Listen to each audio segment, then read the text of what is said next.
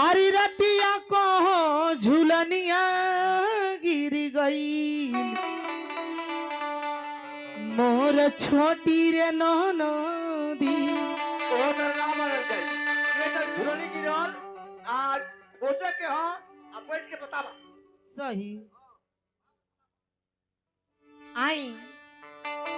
अरे रतिया को झूलनिया गिर गई मोर छोटी रे ननदी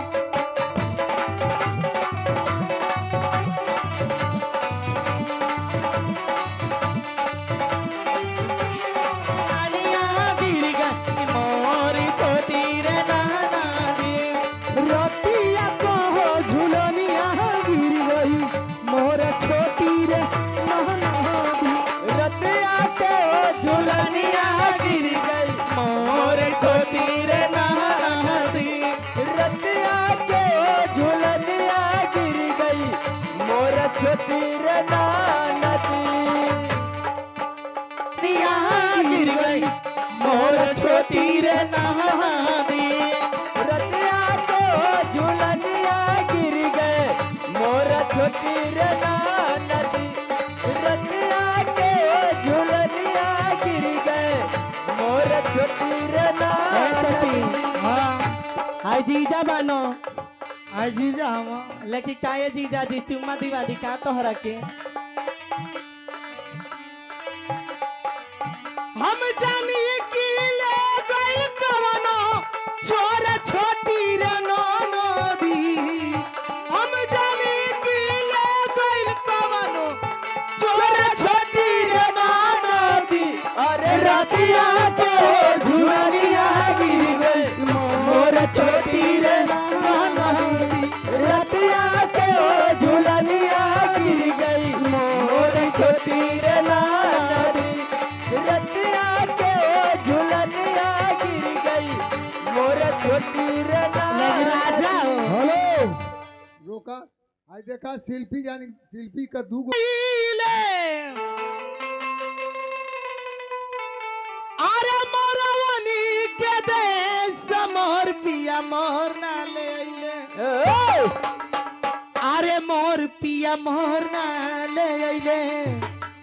अरे बजर परेला वही दे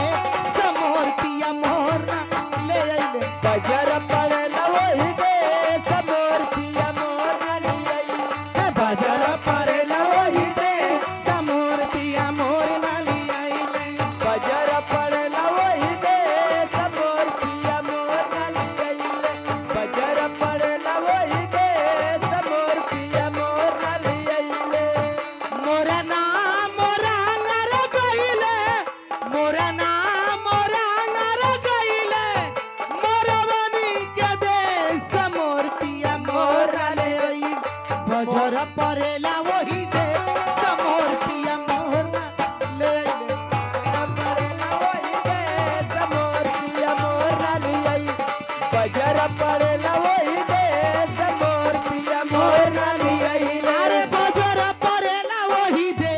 समोर पिया मोर ना ले अइले बजर पड़ेला वही दे समोर पिया मोर ना लियाई बजर परेला वही दे समोर पिया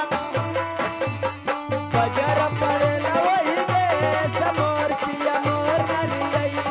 बजर पड़ेला वही दे समोर पिया मोर ना लियाई लेकिन काहे घर मालिकार बड़का जानी